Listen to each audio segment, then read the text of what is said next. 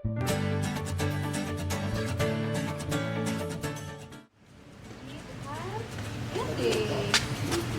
kan, sampai trending di Twitter isu pernikahan ini yang pada apa dispensasi pernikahan.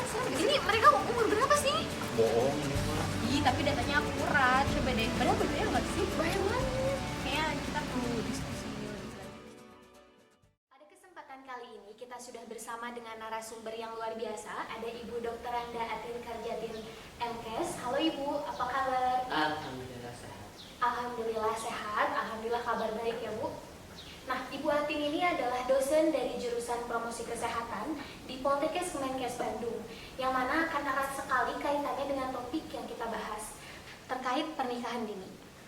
Nah, untuk pernikahan dini itu, data dari Komnas Perempuan menyatakan bahwa pada tahun 2021 ada hampir 60.000 anak yang menikah pada usia anak.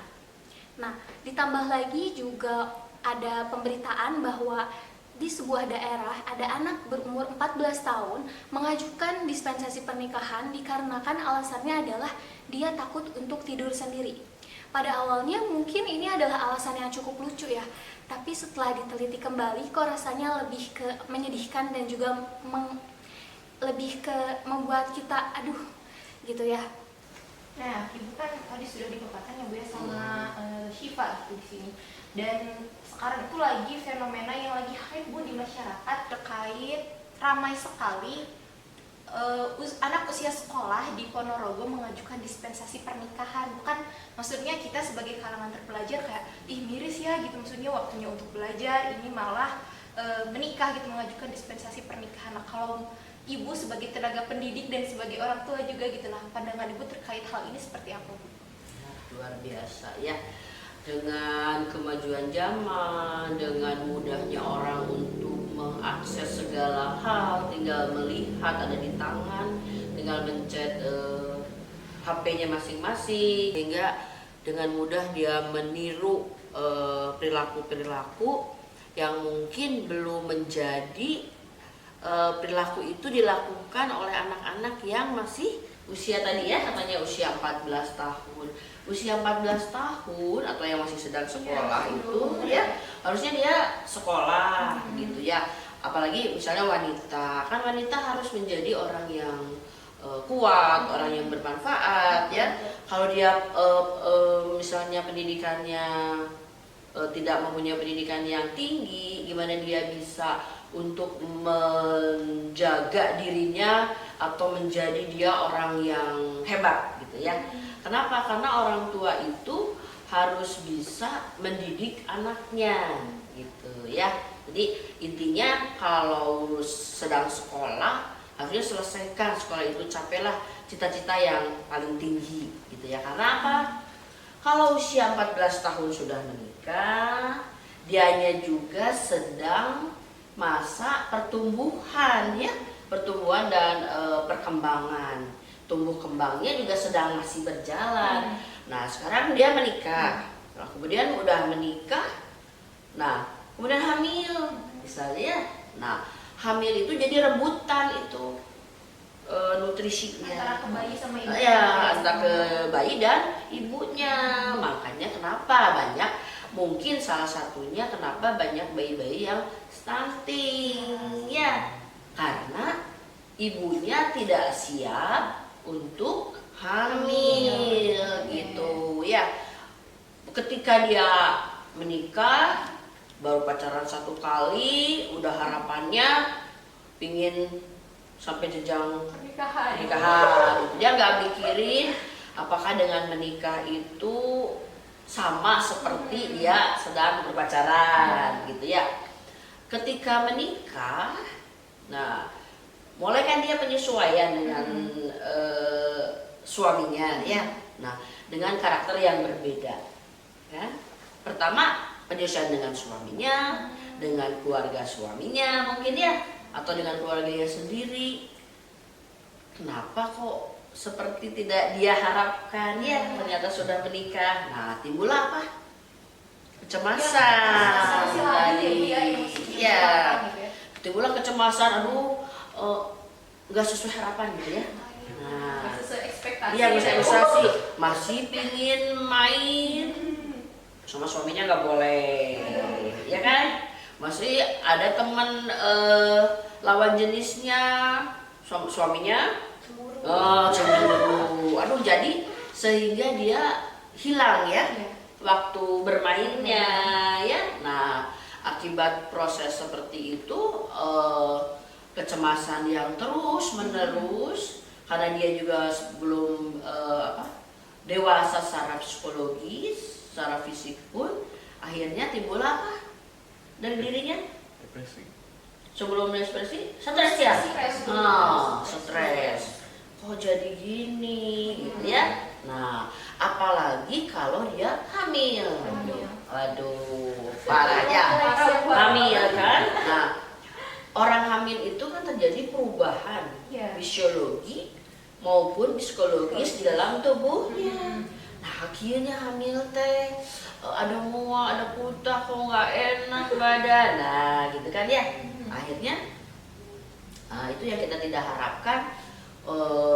Dia karena belum dewasa, akhirnya nggak mau makan, ya kan?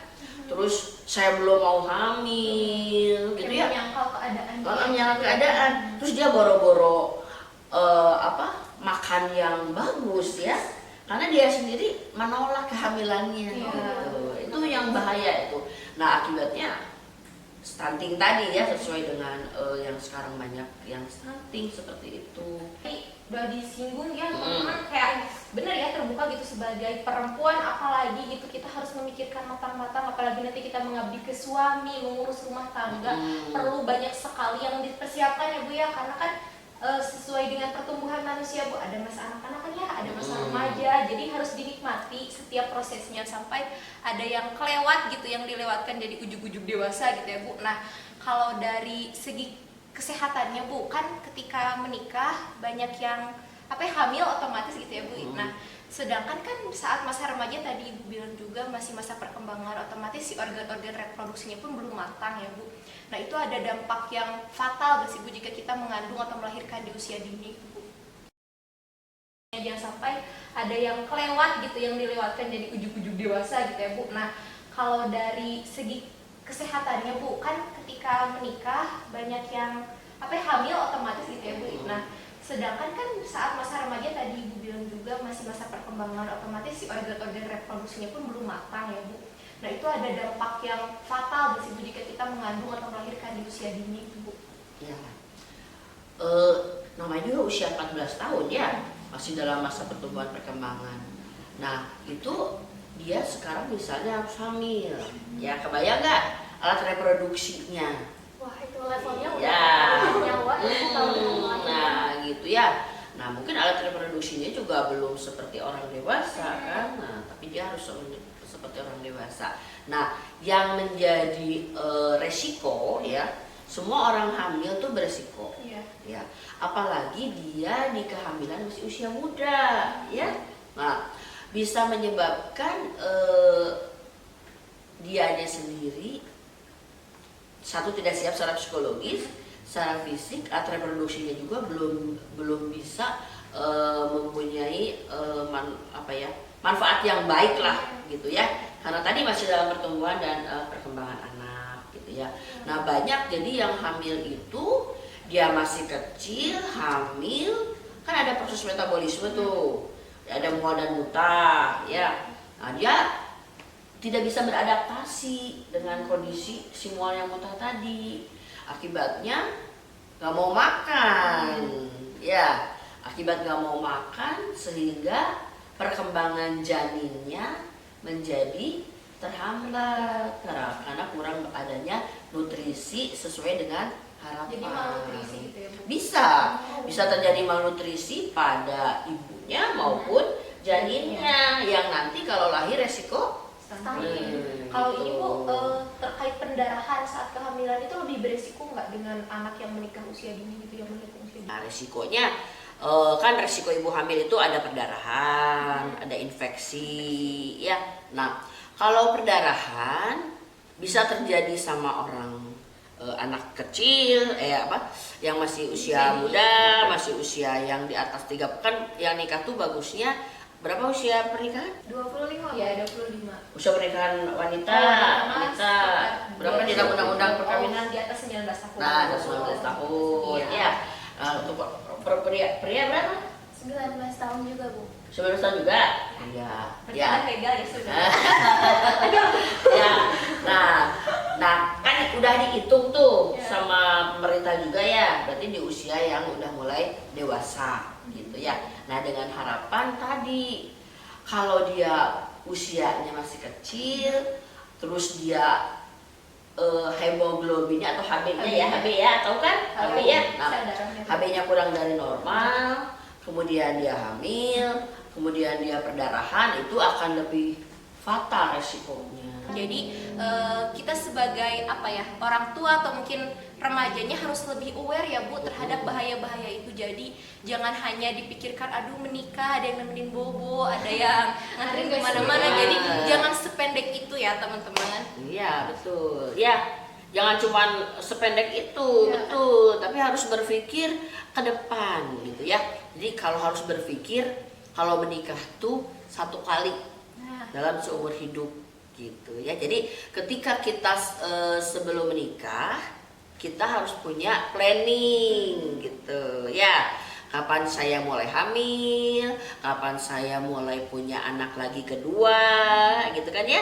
Nah, jadi kita punya planning. Dan nanti kalau udah punya planning seperti itu, para remaja insya Allah pasti akan membuat dirinya menjadi hebat lah gitu ya. Karena menikah juga kan kemudian dilanjutkan dengan punya anak itu tanggung jawab seumur hidup ya Bu. Ya, Bukan berhenti melahirkan, tapi juga harus diberikan akses edukasi yang baik, kesehatannya juga harus dipikirkan. Tidak bisa di cancel ya kalau udah punya anak, udah nggak mau ribet masukin lagi perut, nggak bisa gitu ya. Bisa. Kalau makanya tadi kalau udah menikah harusnya 3 bulan sebelum menikah kondisi tubuh para remaja itu udah sehat gitu ya. Jadi prekonsepsi itu lebih bagus dari prewedding. Jangan dulu prewedding. Ya. Prekonsepsi ya guys, bukan prewedding. Betul ya. Karena dengan konsepsi yang ibunya sehat, nah insya Allah menghasilkan anak yang menjadi generasi penerus bangsa sesuai harapannya kan. Visioner ya Bu, Iya. panjang gitu. Pasti pingin dong punya anak pintar. Harus lebih pintar dari ibunya gitu. Dan bapaknya. Dan bapaknya belum ya. Harus lebih pintar dan plus soleh. Ya. Nah seperti Good looking. Good looking, iya bisa. Apalagi Nah Ibu, kan tadi juga sempat dibahas ya mengenai cemas dan stres itu. Kan mulai dari 2020 kan kesehatan mental jadi prioritas, bukan prioritas ya, jadi hal yang patut dikhawatirkan gitu. Nah selain dari cemas dan stres itu dari pernikahan diri, apalagi ya Bu yang dialami oleh pasangan remaja yang belum masih nikah dini? iya. Jadi dengan dia tidak menerima keadaannya dan tidak menerima perubahan di dalam tubuhnya, dengan dia belum bisa beradaptasi dengan lingkungan suaminya atau keluarga suaminya atau keluar di lingkungan sana dia nggak bisa bermain, itu bisa menyebabkan dia menjadi stres, ya kan? Nah, dari stres yang berkepanjangan, ya, selain berbahaya kepada bayinya, si ibunya juga menjadi bisa masuk. Kalau orang udah stres, biasanya suka gimana tuh kalau perempuan? Nyumput ya di kamar kan? Menyepi di kamar, nggak mau keluar, ya kan? Nggak mau keluar. Akibat dia nggak mau keluar kemudian mungkin keluarganya belum atau suaminya nggak pernah nggak mau, misalnya kalau istrinya lagi marah nyumput di kursi atau nyumput di kamarnya dikunci. Nah Kalau keluarganya dan suaminya tidak mendukung ya, akhirnya kan dibiarkan. Iya. Nah itu yang bahaya. Akibat dibiarkan, dia menjadi masuk ke dalam depresi. Nah, yang disebut depresi teh ya. Awalnya depresi ringan kan, menangis terus gak berhenti, nangis terus makan gak mau, nangis terus-terusan. Nah itu tadi ya, akhirnya bahayanya tadi kata Fani, dia masuk dalam kelompok ODGJ. Nah itu yang kita tidak harapkan ya kan. Nah jadi intinya melakukan pernikahan itu tadi ya harus sudah dewasa dan harus sudah siap fisik dan mental. Ada juga orang dewasa disuruh-suruh padahal dia belum siap fisik dan mentalnya, bahaya juga ya, bisa menyebabkan dia terjadinya depresi gitu ya. Nah kalau udah depresi seperti itu, masuklah kalau udah depresi, ibunya udah depresi, nggak mau ngelayanin suaminya, nggak mau berkomunikasi dengan keluarganya. Akibatnya jadi apa ini yang terjadi di kepala si ibunya? Kadang suka ada yang halusinasi loh Bu, yang waktu sampai mau ngebunuh, apalagi udah punya anak, anaknya dibunuh kan gara-gara ya stres sama melampiaskan emosinya. Karena kalau udah sampai seperti itu berarti dia udah masuk depresi berat. Makanya banyak kejadian kan di medsos-medsos ya, ada yang membuang bayi dan sebagainya lah. Nggak perlu jangan sampai kesana kita gitu ya. Nah yang paling berat lagi apa? Kalau dia udah tidak mau menerima kehamilannya, tidak mau ini itu, akhirnya minta apa dia aja? Nah itu. Jadi ya dari hal yang jadi berdampak besar banget gitu sampai perceraian karena tadi stres yang tadi. Ya. Harusnya kan bahagia menikah itu ya. Iya. Nah ini tapi karena tadi dia belum bisa beradaptasi, masuklah ke perceraian. Akhirnya udah masih muda udah bercerai. Banyak loh. Ya, Apalagi banyak kayak ya. Maksudnya bukan ini ya. Kalau misalkan yang memang belum tersentuh edukasi dan menganggap pernikahan dini itu adalah hal yang wajar, kebanyakan menikah, dan menikahnya pun karena belum tadi tidak dilindungi undang-undang kan jadinya maksudnya nikah siri aja gitu. Udah gitu melahirkan, masih pengen main ibu bapaknya, berpisah, anaknya ditinggal sama neneknya, banyak sekali Bu. Atau seringkali kejadiannya itu berakhir dengan KDRT karena mereka belum ada emosi yang stabil untuk memecahkan masalah. Jadi ya udahlah, diapain aja gitu. Miris Ya, itu makanya jangan terjadi ya. Nah, makanya kenapa angka perceraian di kita tinggi, itulah salah satunya gitu. Ya, karena beradaptasi dengan orang lain, terutama dengan suami, itu perlu ada dari setiap pasangan itu pengorbanan. Pengorbanan. Ya, harus ada pengorbanan. Jadi kalau nggak mau berkorban ya dideketin gitu. Ya, bukan gitu. Maksudnya gini, kan sama-sama dari karakter yang berbeda. Ya. sama diri sendiri juga. Iya, Kan kan sama dengan karakter yang berbeda. Sekarang disatukan. Nah, berarti kita kan harus bisa mengimbangi ya bahasanya ya, mengimbangi. Jadi yang jelek atau gimana bahasanya? Yang kata kalau menurut ajaran Islam, laki-laki adalah pakaian untuk istrinya dan istri pakaian untuk suaminya. Jadi saling melengkapi kekurangan. Nah, itulah ya bahasanya ya, Iya. saling melengkapi kekurangan. Jangan kalau sempurna mah yang punya sempurna siapa? Karena saling melengkapi itu jadi sempurna. Nah, itu yang kita harapkan tuh itu.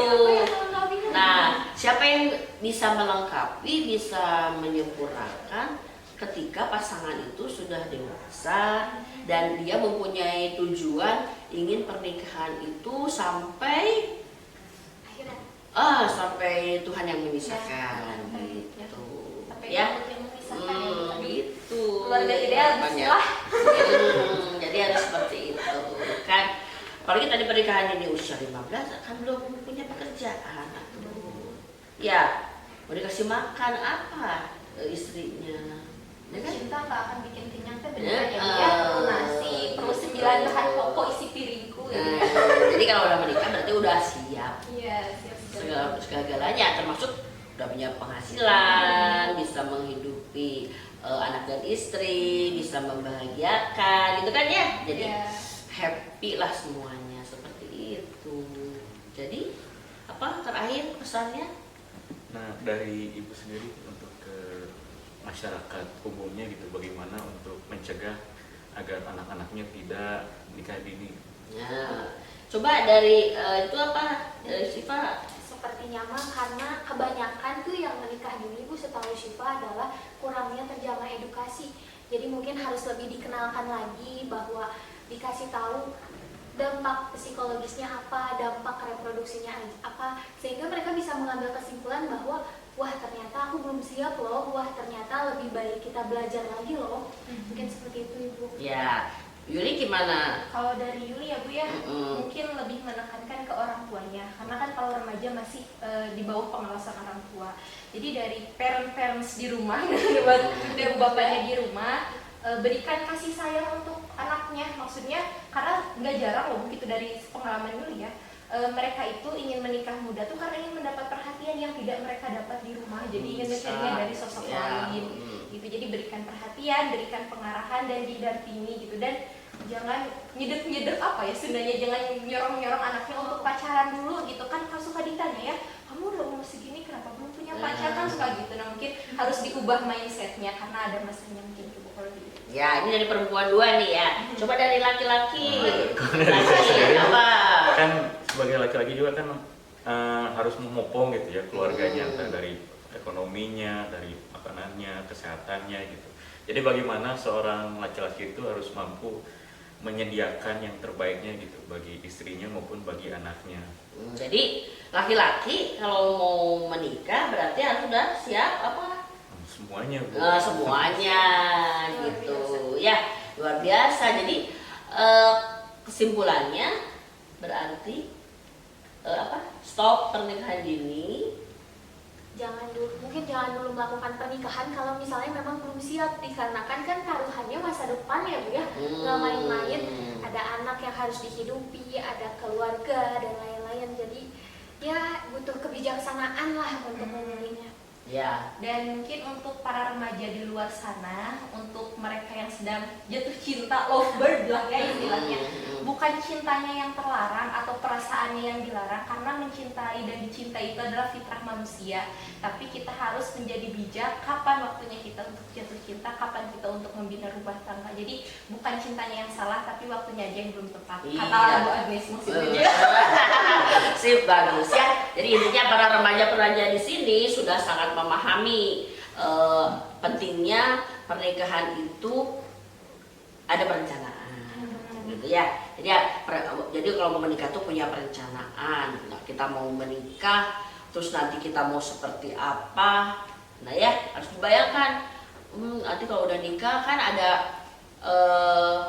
istrinya harus dipenuhi. Kemudian istrinya itu hamil harus didukung. Ya kalau nggak punya untuk mendukungnya, nah nanti terjadi konflik yang kita tidak harapkan gitu. Jadi kesimpulannya jangan nikah dini, nikahlah ketika kita sudah siap fisik maupun mental, dengan harapan kita menghasilkan generasi penerus bangsa sesuai harapan keluarga dan kita semua ya. Mungkin itu ya. Nah, wah kita banyak belajar nih dari pembicaraan kali ini, dan sekarang kita sudah berada di ujung sesi. Terima kasih Ibu Atin atas pemaparannya. Terima kasih sudah meluangkan waktu untuk kita berdiskusi di sini. Semoga Ibu sukses dan sehat selalu. Amin. Jangan lupa untuk subscribe, like, dan